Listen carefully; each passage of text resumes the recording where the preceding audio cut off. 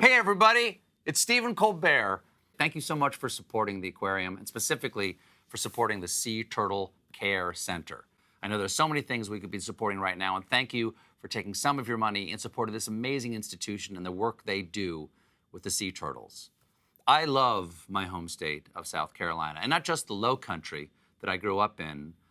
It's one of the things I love so much about the aquarium, the way it's set up, that you can start off with the trout up in the mountains, follow those streams all the way down through the blackwater swamps into the little creeks of the low country and all the way out to see the huge fish of the Gulf Stream.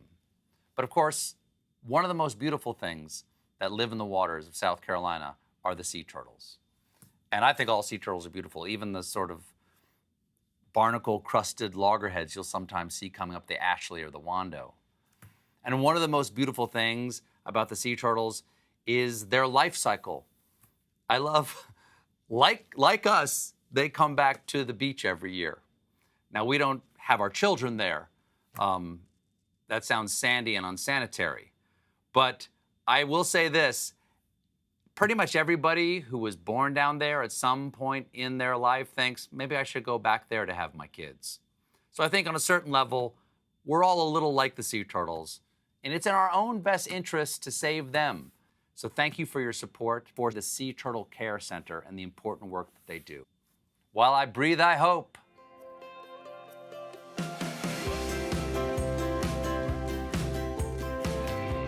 Good morning, you guys. My name is Whitney Daniel. I'm the veterinary assistant here at the South Carolina Aquarium. Thank you so much, Stephen Colbert, for the shout out and for your support. Before we get started on today's virtual visit highlighting our Loggerhead Queen behind me, I wanted to remind you guys of the amazing auction items that we have available. Stephen Colbert has graciously donated a full swag bag full of t-shirts, hats, an autographed copy of his book, and an autographed photo. We also have some really amazing, never before offered experiences. There's a med lab tour, so you can come behind the scenes to see our medical facility. It's also a Meet the Veterinarian experience where you can come in, spend a few hours with the vet staff, meet me and our two veterinarians, Dr. Shane Boylan and Dr. Lauren Michaels, kind of see what a day-to-day activity is for us and how we care for over 4,000 animals that call the South Carolina Aquarium home.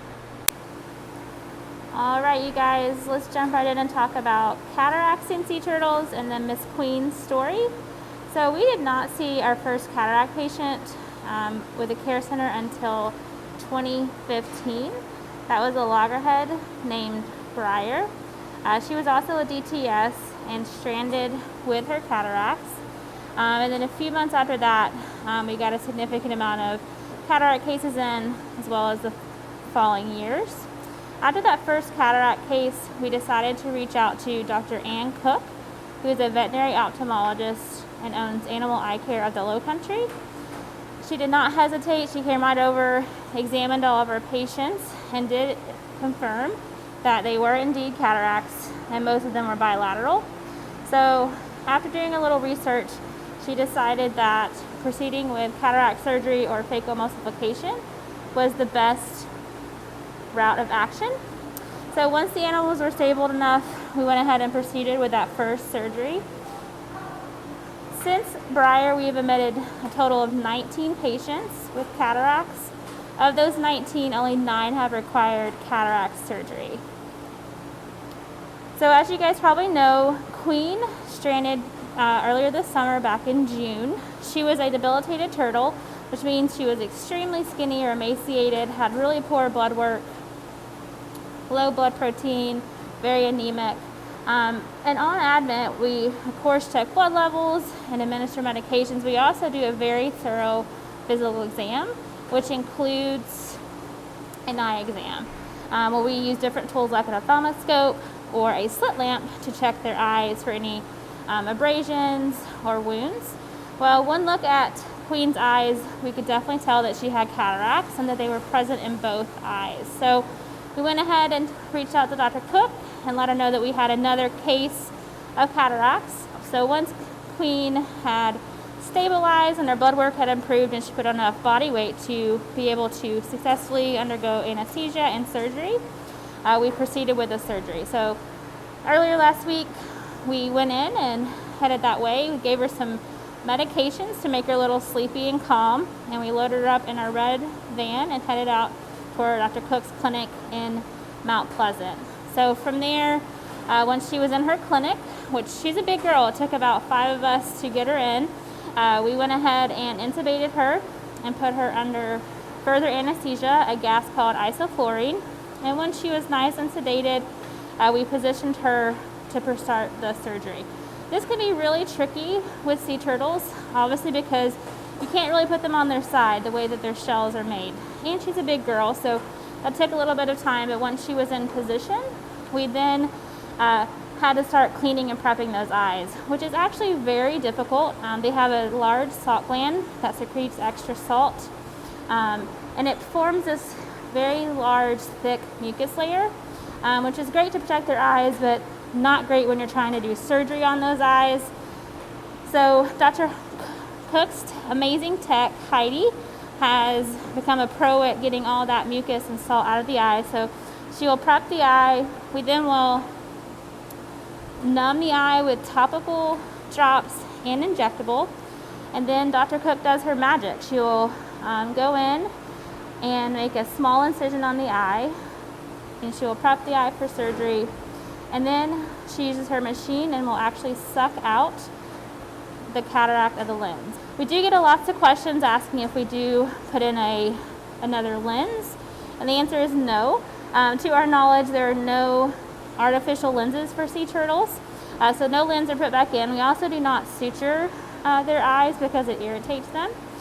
So once all the cataract has been removed, we'll apply some topical antibiotics or steroids, and then starting to get her to recover.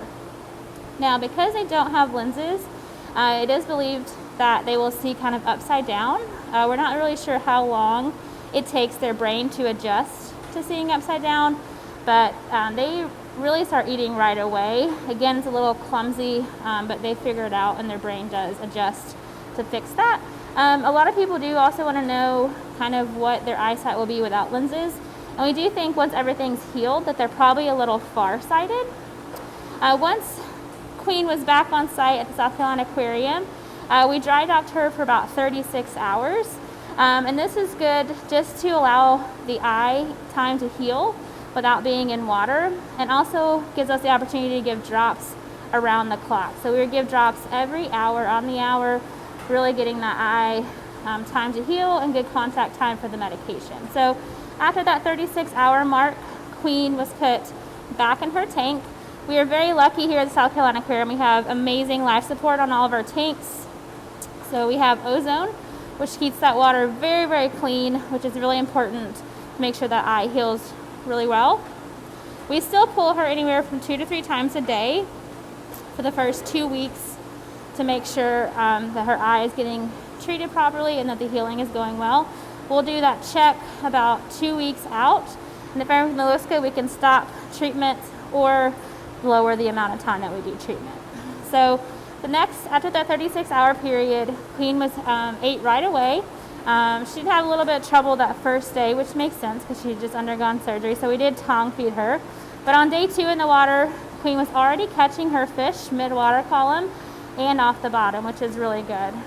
We also, once they're fully healed, are sure to offer live prey that they have to kind of work for, so some live blue crab or other types of crabs, and they're always able to catch those without any problem.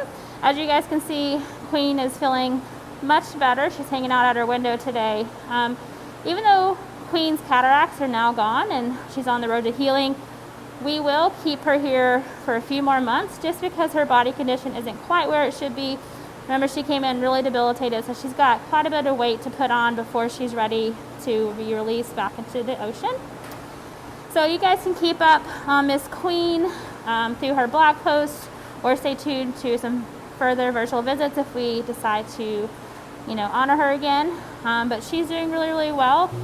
I just want to again say a huge thank you to Dr. Ann Cook and her staff. None of this would be possible without you guys. Thank you so much for always answering our calls, to the countless exams that you've done, and over 9 surgeries that you performed. None of this would be possible without you, and you are our saving grace. Thank you so, so much. We appreciate it more than you'll ever know. So Thank you guys so much for hanging out with us all week and learning about all of our patients in the Care Center. And don't forget to check out those awesome auction items that benefit the Sea Turtle Care Center. Have a great weekend.